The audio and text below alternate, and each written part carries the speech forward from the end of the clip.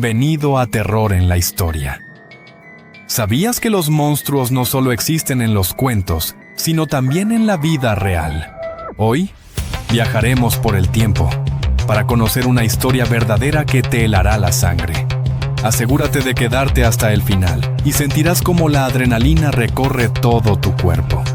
Suscríbete, si te atreves.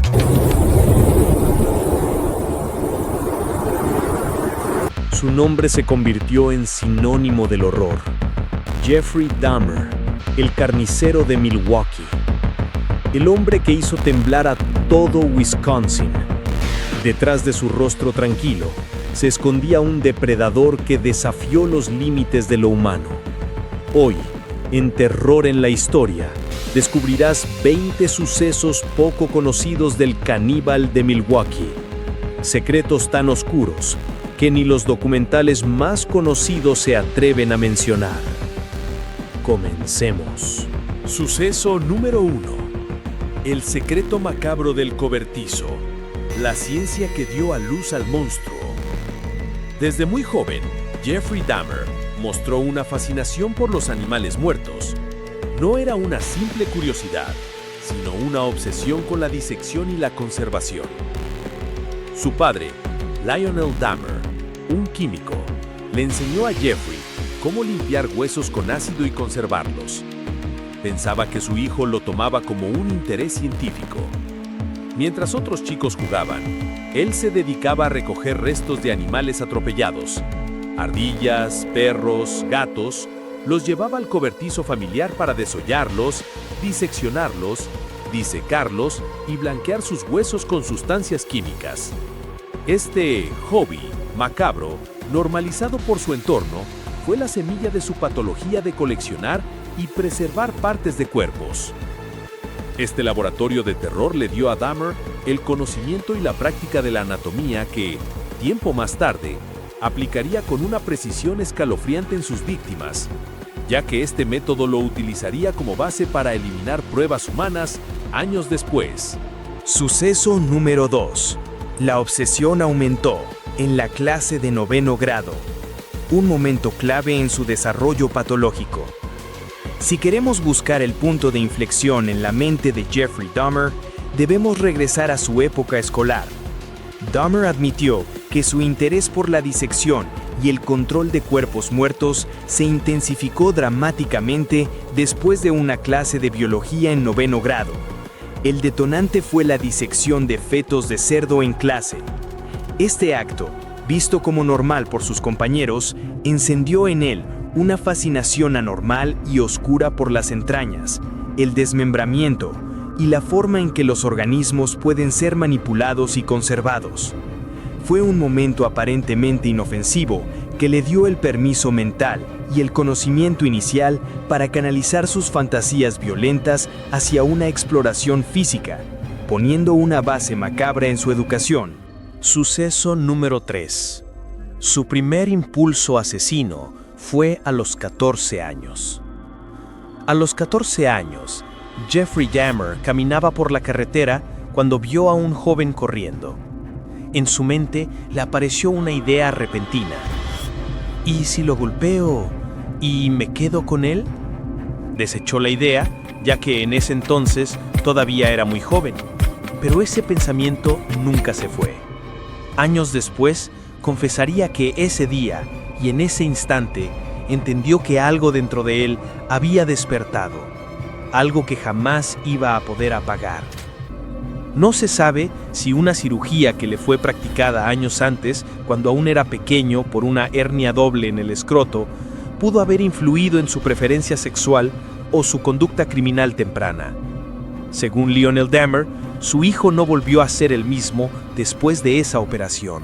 Suceso número 4. El borrón del primer asesinato. El aterrador lapsus de memoria sobre su primer crimen. El primer crimen de Jeffrey Dahmer ocurrió el 18 de junio de 1978, 3 semanas después de graduarse de la secundaria. La víctima fue Stephen Mark Hicks, un autoestopista de 18 años. Dahmer vio a Hicks haciendo autostop y lo convenció de ir a la casa vacía de su padre en Ohio. Después de beber alcohol y tener relaciones sexuales, Hicks intentó irse. Dahmer no quiso que se fuera y lo golpeó en la cabeza con una barra de pesas y luego lo estranguló hasta matarlo. Dahmer llevó el cuerpo al sótano, lo desmembró, metió los restos en bolsas de basura y los enterró en el bosque detrás de la casa. Sin embargo, algo que pocos saben es que Dahmer confesó a la policía que, debido al alcohol, gran parte del asesinato en sí era un borrón total. El monstruo había nacido, pero su conciencia estaba tan ahogada en el alcohol que el crimen inicial se convirtió en una experiencia disociativa. Es decir, cometió el acto más grave de su vida, pero su mente lo registró como un acto casi involuntario. Esto le facilitó la repetición del patrón. El alcohol como la llave para desatar la violencia y la amnesia como el mecanismo de olvido para seguir adelante. Años más tarde, desenterró las bolsas, trituró los huesos y esparció los restos. Suceso número 5. El silencio de los 9 años. La mayoría de los asesinos seriales tienen una fase de enfriamiento corta, pero Dahmer tuvo un periodo de casi 9 años entre su primera víctima, Stephen Hicks, 1978, y la segunda, Stephen Toomey, 1987. Dahmer intentó resetear su vida, tratando de llevar una vida normal. Se inscribió en la Universidad Estatal de Ohio, pero fue expulsado por su alcoholismo crónico. Luego se unió al Ejército de los Estados Unidos en 1979 y fue entrenado como especialista médico. ¡Imaginen! El futuro caníbal entrenado en anatomía militar. Pero 2 soldados denunciaron haber sido drogados y abusados por él. El caso fue silenciado. Aunque parezca increíble, Dahmer fue dado de baja honorablemente solo 2 años después, en 1981, dijeron que por problemas de bebida y falta de aptitud. Lo dejaron ir sin saber que estaban soltando a un asesino en potencia. Esto demuestra un fracaso institucional en detectar la señal de peligro, manejar su creciente adicción y desorden. Lo que el ejército ignoró fue el patrón destructivo. En lugar de buscar ayuda o intervención, simplemente lo expulsaron a la sociedad sin saber que estaban soltando a un asesino en potencia, perdiendo la oportunidad de normalizar o detener a Dahmer, regresándolo a un vacío interno, reforzando su sensación de aislamiento y fracaso. La institución que entrena para la guerra no pudo contener la batalla interna de Jeffrey Dahmer. Todos esos años, en los que intentó estudiar y servir en el ejército y tener un trabajo estable, fracasó y su vida se convirtió en un caos. Suceso número 6. De vuelta a casa. Dahmer había regresado a vivir con su padre y su madrastra en Ohio, tras ser expulsado del ejército por su problema con la bebida en 1981. Continuó bebiendo mucho y tuvo problemas legales, incluyendo un arresto por conducta desordenada por embriaguez. Su familia decidió que un cambio de ambiente y la supervisión de su abuela, con quien tenía una buena relación y a quien ayudaba con las tareas del hogar, le sentarían bien, y con la esperanza de que la influencia positiva de su abuela le ayudara a enderezar su vida, Jeffrey Dahmer se mudó a la casa de su abuela, Catherine Jemima Hughes, en West Allis, Wisconsin, en el año de 1982. Lidiando constantemente con sus adicciones al alcohol y sus deseos homicidas, la incapacidad para controlar sus profundas y compulsivas fantasías de necrofilia y canibalismo, sumada a su aislamiento social y a la falta de un sistema de apoyo efectivo o tratamiento. A pesar de los intentos intermitentes de reprimir sus impulsos, estos se volvieron insoportables y finalmente cedió a sus impulsos más oscuros que lo llevaron a reincidir. Suceso número 7. La reincidencia después de casi 10 años. El segundo crimen de Jeffrey Dahmer ocurrió casi 10 años después del primero. Jeffrey había empezado a salir por los locales de mucho ambiente en Milwaukee y solía frecuentar algunas de las saunas de la zona, sitio al que acudía con algunos chicos a los que drogaba para poder dominarlos. Al ser un sitio público no iba más allá, solo que los dejaba inconscientes después de haber estado con ellos. Por ello, le prohibieron la entrada en las saunas. Jeffrey fue a un bar local a beber unos tragos. Ahí conoció a Stephen Toomey, de 24 años, en noviembre de 1987. Lo invitó a tomar unos tragos y, como no podía volver a las saunas, Jeff decidió irse con Stephen Toomey al Ambassador Hotel, Milwaukee. Una vez en la habitación, Jeff drogó al joven y con él estuvo bebiendo toda la noche. Al despertarse, se encontró con el cadáver de Toomey en la cama junto a él, a quien había asesinado despiadadamente. Al igual que con su primera víctima, Dahmer afirmó más tarde que no recordaba los detalles exactos del asesinato debido a su estado de embriaguez, pero admitió haber matado a Toomey en la habitación del hotel. Compró una maleta grande para meter el cuerpo y lo llevó al sótano de su abuela. Los restos de Stephen Toomey nunca fueron encontrados por las autoridades. Dahmer afirmó que la muerte no fue planeada. Suceso número 8. 4 crímenes bajo el techo de la casa de la abuela. Muchos asocian el horror de Dahmer con su último apartamento de Milwaukee, pero la verdad es que 4 de sus asesinatos fueron cometidos mientras vivía con su abuela, Catherine Jemima Hughes. Ella le abrió las puertas buscando darle una nueva oportunidad, pero el infierno se mudó con él. Los asesinatos ocurrían a pocos metros de donde ella dormía.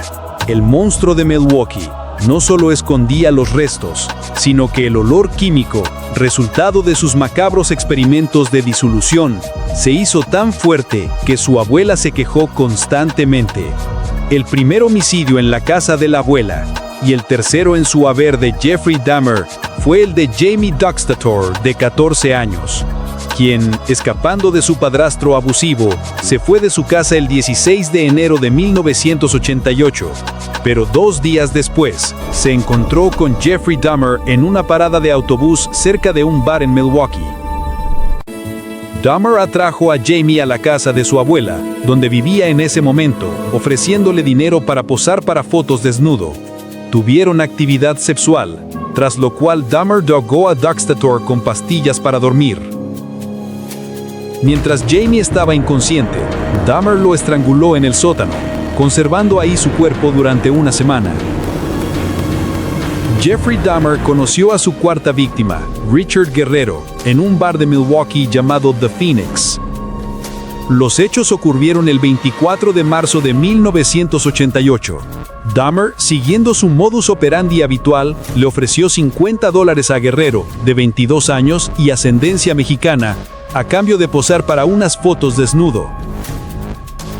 Guerrero, quien necesitaba dinero extra, aceptó la oferta y acompañó a Dahmer a la casa de su abuela en West Allis, Wisconsin, donde Dahmer residía en ese momento. Su quinta víctima, Anthony Sears, lo conoció en un bar de un centro comercial de Milwaukee. Dahmer lo convenció para que lo acompañara a la casa de su abuela, donde todavía vivía. Lo drogó y asesinó, igual que a sus anteriores víctimas, el 25 de marzo de 1989. La abuela ya no soportaba su alcoholismo, y mucho menos el hedor que salía del sótano, por lo que Dahmer tuvo que buscar un departamento.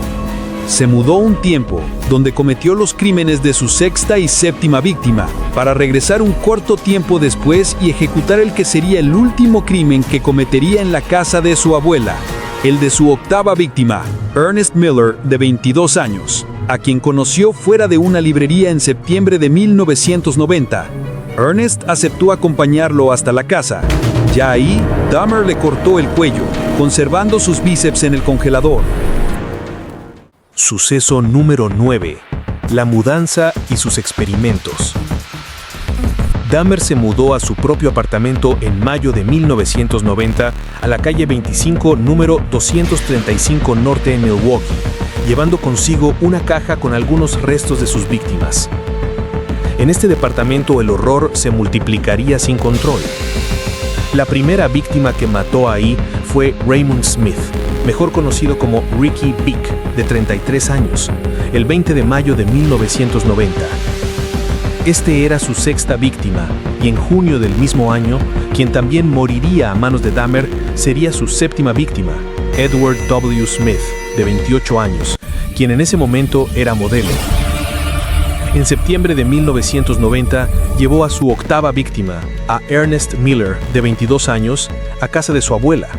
Este sería el último crimen que cometería ahí.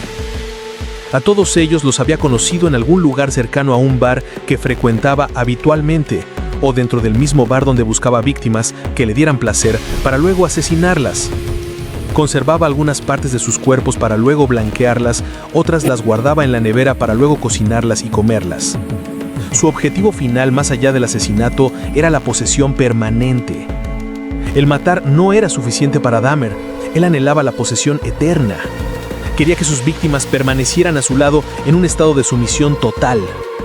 La solución, según él, fue inspirada por su pasado con los animales muertos y la química que había aprendido de su padre.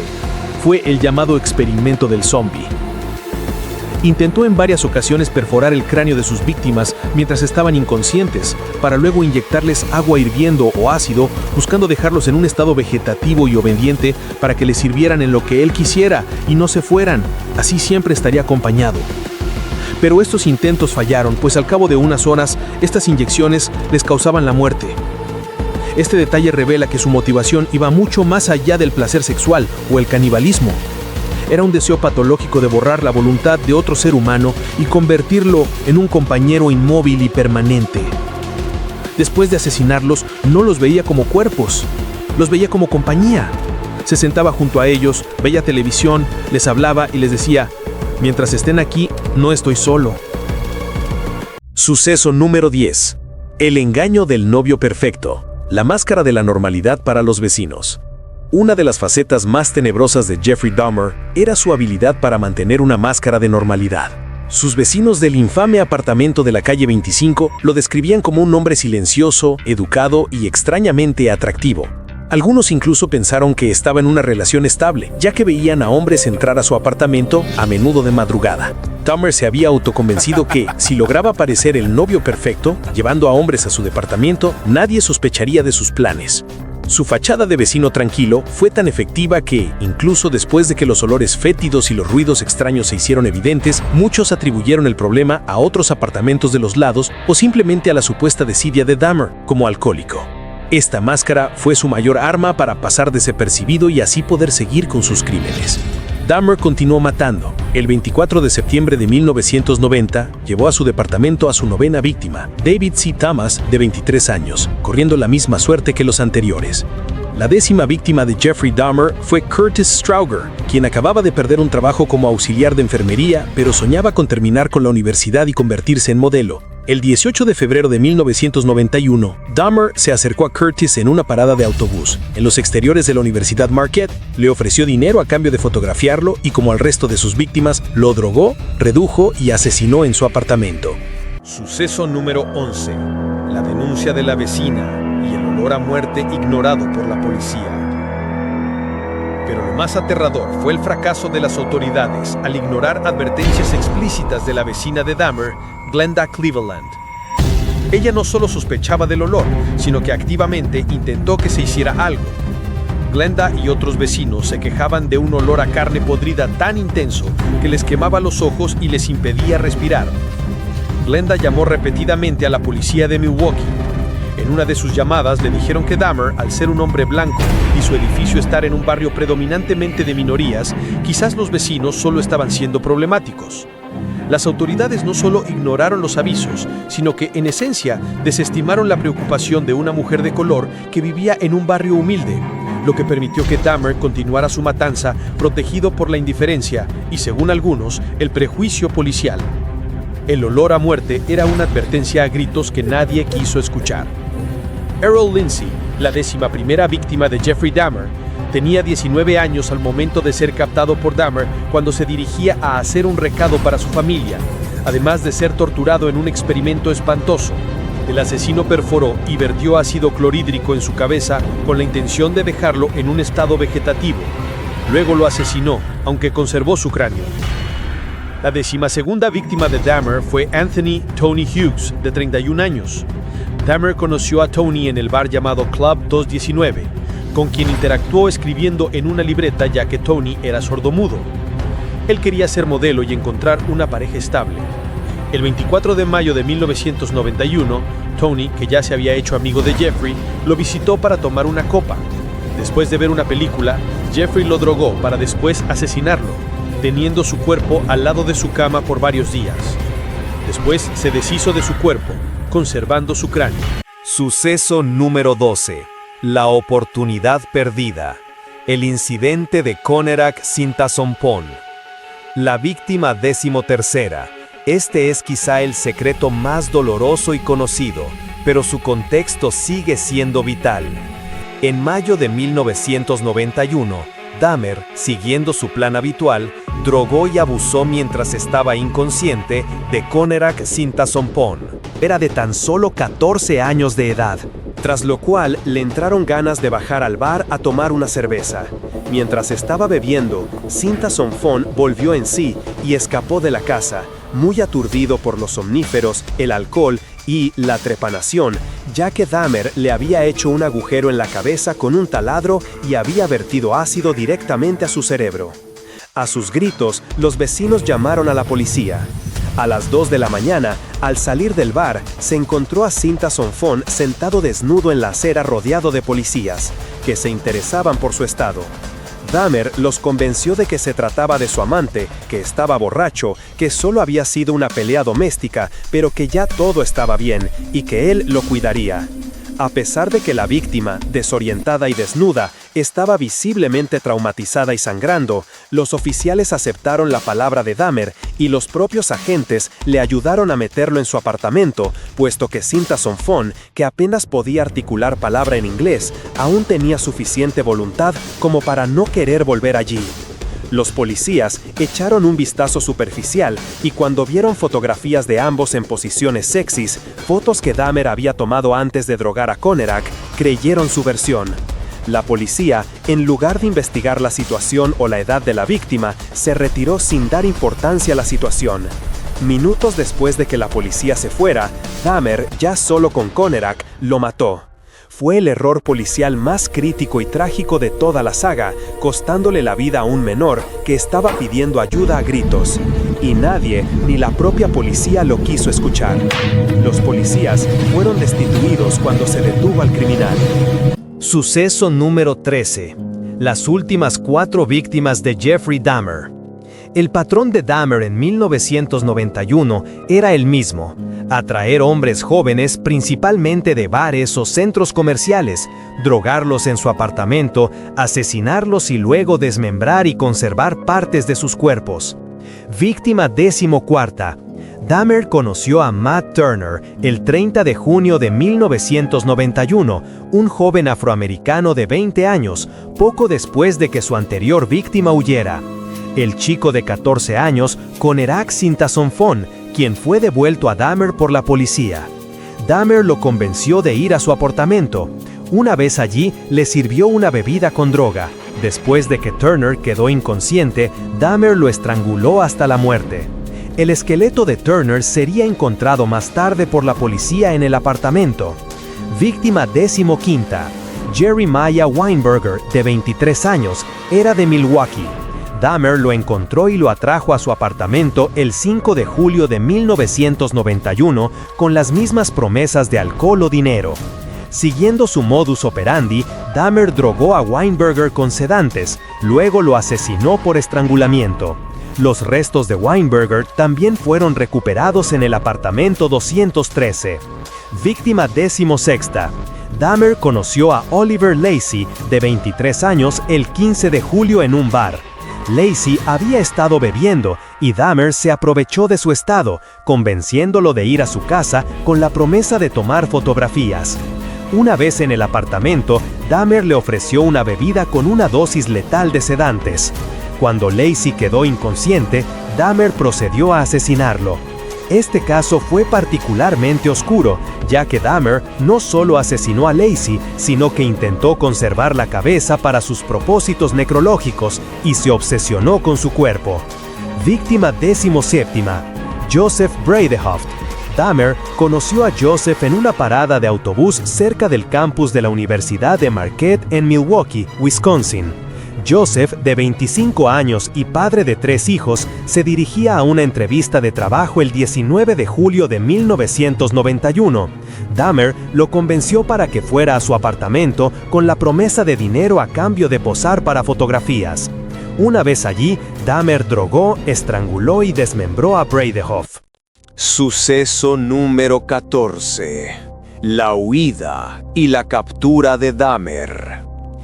Tracy Edwards fue la única víctima que logró escapar con vida de Dahmer en 1991, lo que finalmente expuso la cadena de asesinatos y canibalismo que el asesino en serie había llevado a cabo por años.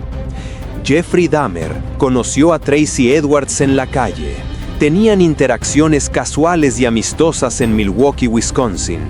Y, aunque no sabía su nombre, aquella tarde del 22 de julio de 1991, Dahmer invitó a Tracy Edwards a su apartamento con la promesa de tomar unas cervezas y posar para unas fotos por dinero. Una vez en el apartamento, Edwards fue drogado y esposado. De pronto, la situación se tornó amenazante, llevando a Edwards a una noche de cautiverio traumatizante. Y así comenzaron 5 horas de terror. Dahmer lo amenazó con un cuchillo y le dijo que le iba a escuchar el corazón. En un momento de descuido, Edwards forcejeó con Dahmer y logró darle un puñetazo. A pesar de estar esposado aún con una mano sujeta a las esposas, Edwards logró liberarse y salir corriendo del apartamento. Ya en la calle, corrió desesperadamente hasta que encontró a 2 agentes de policía, Robert Routh y Rolf Mueller. Edwards, todavía con las esposas colgando de una muñeca, les dijo a los agentes: «Ese tipo está loco, me ha intentado matar». Al ver a Edwards esposado y pidiendo ayuda, los oficiales lo detuvieron y lo acompañaron de vuelta al apartamento de Dahmer para investigar. Una vez dentro, los policías encontraron el infierno, pruebas horribles de sus crímenes, fotos de cadáveres y partes de cuerpos humanos. En la nevera, restos humanos, cráneos y órganos, incluyendo los de sus 2 últimas víctimas, lo que llevó al arresto inmediato de Jeffrey Dahmer. El testimonio de Tracy Edwards fue crucial para la captura y posterior condena de Jeffrey Dahmer. Suceso número 15. La obsesión culinaria. El canibalismo de Jeffrey Dahmer no era un acto impulsivo o por simple hambre, era el acto final y definitivo de la posesión. Dahmer confesó que al consumir partes del cuerpo, específicamente se enfocó en corazones, bíceps y muslos, creía que la víctima cobraría vida dentro de él. Era un ritual macabro para fusionar permanentemente su ser con el de la persona que admiraba. Los restos encontrados en su refrigerador eran una especie de despensa ceremonial, carne humana cortada y empacada junto a comida común, a la espera de ser usada en su retorcida comunión. Este no fue un asesino que solo mataba, sino uno que buscaba borrar la frontera entre el yo y el otro a través del horror culinario. Era tal la compulsión de mantener cerca de él una parte de las personas que mataba, que no tenía reparos en llevar consigo lo que podría haberlo delatado, ya que cuando encontró un trabajo en una fábrica de chocolates, llevaba en una caja un cráneo y los genitales de una de sus víctimas. Otra de sus obsesiones era ver películas con sus víctimas antes de asesinarlas. Sus favoritas eran Star Wars: El Retorno del Jedi de 1983 y El Exorcista 3 de 1990. También se sabe que volvía a ver uno de estos filmes antes de salir a buscar al próximo desafortunado. Suceso número 16. El Museo del Horror Fotográfico. La necesidad de revivir el control. La documentación de sus crímenes para la gratificación personal. La policía no solo encontró restos humanos en el apartamento 213, también hallaron una colección espeluznante que Dahmer llamó su Museo del Horror. Eran decenas de fotografías Polaroids detalladas de cada paso de sus crímenes, cuerpos en diferentes posturas, desmembramiento e incluso fotos de cráneos y órganos que guardaba. El motivo de estas fotos era doble. Primero, como un macabro trofeo para revivir el momento de control y posesión. Segundo, Dahmer usaba estas fotos como una especie de guía personal para decidir el destino final de las partes del cuerpo, buscando qué técnicas de preservación funcionaban mejor. Este archivo visual era la prueba innegable de su mente metódica y obsesiva. La policía encontró dibujos detallados de un altar, cráneos pulidos, velas negras, la desesperación por decorar su mundo con restos humanos. Cuando el experimento zombie fallaba, Dahmer recurría a la preservación esquelética. Su apartamento no era solo un matadero, era una galería de trofeos. La policía encontró cráneos blanqueados y esqueletos parciales que Dahmer había limpiado y guardado meticulosamente. Su objetivo era crear un santuario privado y utilizar estas partes para construir un maniquí en tamaño real, que él consideraba su compañero perfecto y sumiso. Las fotografías, las cabezas en el congelador y los huesos guardados eran una muestra de su desesperada necesidad de decorar su vida solitaria con la muerte, buscando el control total sobre la belleza que no podía obtener de otra manera.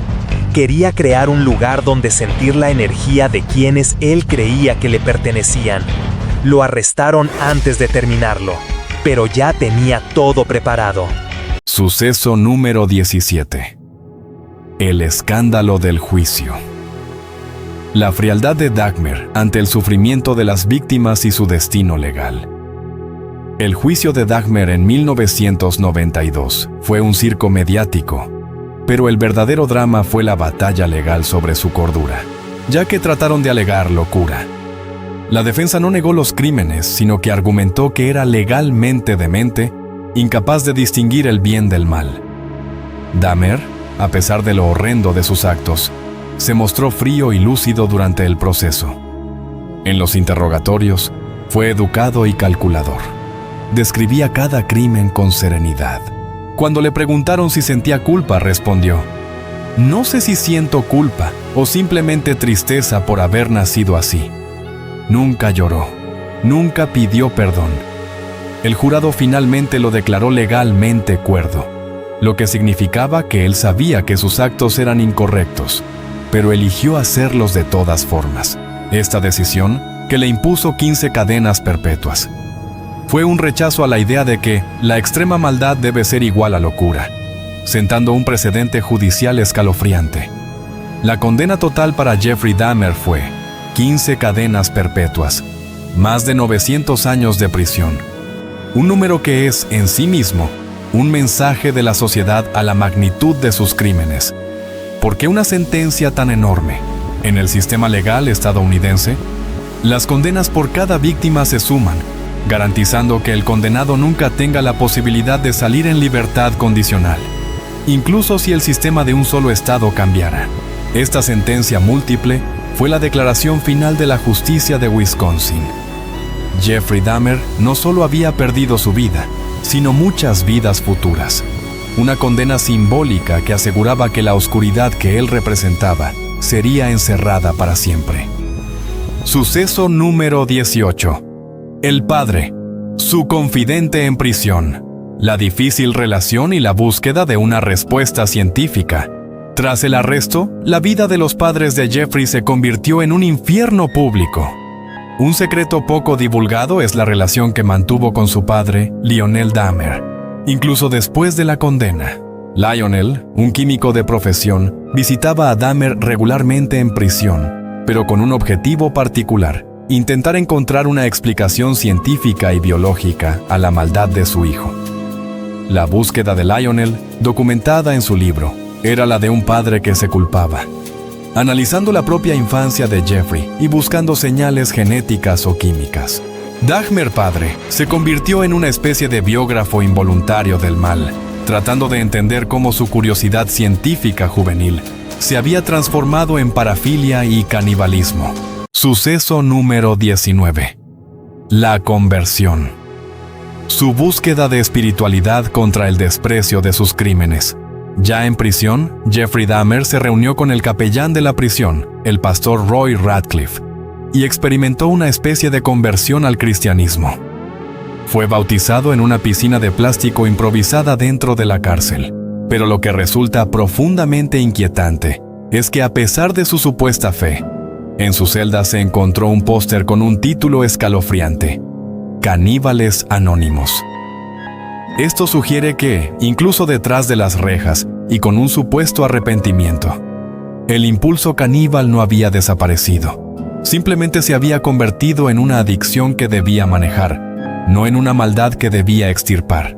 Su espiritualidad era una fina capa sobre un abismo de deseo. Tras su condena, Jeffrey Dahmer se convirtió en una macabra celebridad.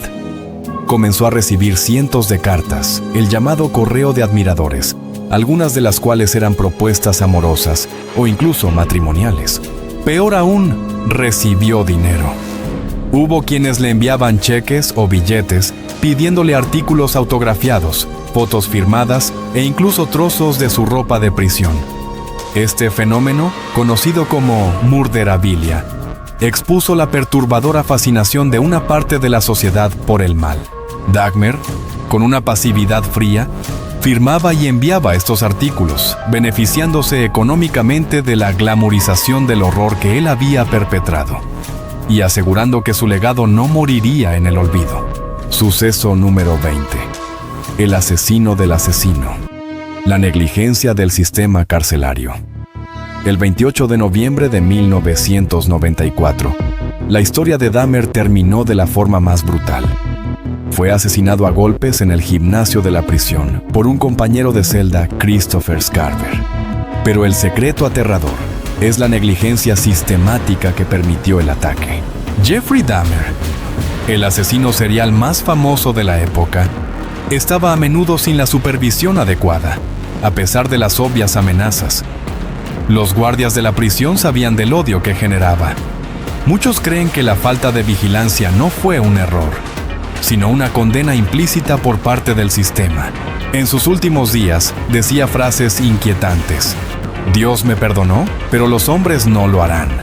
Aseguraba que alguien debía matarlo para cerrar el ciclo. Le dijo a un guardia, no creo que viva más de 5 años aquí. Tenía razón. Cuando a Scarver se le preguntó por qué lo hizo, afirmó que Dahmer se burlaba de otros prisioneros al hacerles bromas pesadas con su comida. Pero lo más inquietante es que Scarver le mostró a Dahmer un recorte de periódico sobre sus crímenes antes de matarlo, preguntándole si eran verdad. Scarver declaró que Dios le había ordenado eliminar al monstruo. Así, Dahmer no murió por justicia institucional, sino por un acto de violencia que su verdugo consideró un mandato divino. La batalla final. ¿Qué hacer con el cerebro de Jeffrey Dahmer? El destino de los restos y la búsqueda de la raíz de la maldad. Incluso después de muerto, Dahmer provocó un último debate científico y ético. ¿Debía conservarse su cerebro para el estudio? Su madre, Joyce Flint, insistió en que su cerebro debía ser examinado por científicos en busca de anomalías biológicas que pudieran explicar su maldad. Su padre, Lionel, se opuso fervientemente, deseando un final digno. La disputa terminó en los tribunales. El juez finalmente falló a favor del padre, diciendo estas palabras: hay mentes que no deben ser estudiadas, sino olvidadas. Y con ese acto, se apagó el último vestigio del caníbal de Milwaukee. El cerebro de Jeffrey Dahmer fue incinerado. Con esta decisión, se puso fin a la esperanza de la ciencia de encontrar una anomalía detectable que pudiera explicar el terror que provocó. Después de su muerte, su historia se estudió en universidades, escuelas de criminología y religión. Se convirtió en un espejo oscuro de nuestra sociedad. La pregunta que dejó abierta sigue sin respuesta. ¿La maldad de Jeffrey Dahmer fue un fallo genético? ¿O la elección libre hacia la maldad de una mente lúcida? Jeffrey Dahmer no era un fantasma, ni un demonio. Era un ser humano, respiraba, trabajaba, sonreía. Vivía en un edificio común, rodeado de gente común. Y quizá eso es lo más aterrador. Saber que los verdaderos monstruos no siempre se esconden en la oscuridad. A veces, viven al otro lado de nuestra puerta. El edificio de apartamentos donde vivía Jeffrey Dahmer se llamaba Oxford Apartments. Específicamente, vivía en el apartamento número 213. El edificio, ubicado en el 924 de North 25th Street en Milwaukee, Wisconsin, fue demolido en 1992, poco después de sus crímenes, y el terreno permanece vacío hasta el día de hoy. Hemos llegado al final de este capítulo oscuro de la historia. Ahora es tu turno. ¿Conocías estos sucesos? ¿Tienes alguna sugerencia de otra historia similar que debamos investigar? Cuéntamelo abajo. Si el viaje al pasado te ha helado la sangre, dale me gusta al video, suscríbete a Terror en la Historia para no perderte las próximas historias y activa la campanita. No olvides compartir este video con tus amigos amantes del terror. Gracias por acompañarnos, cuídate. Nos vemos en el próximo video.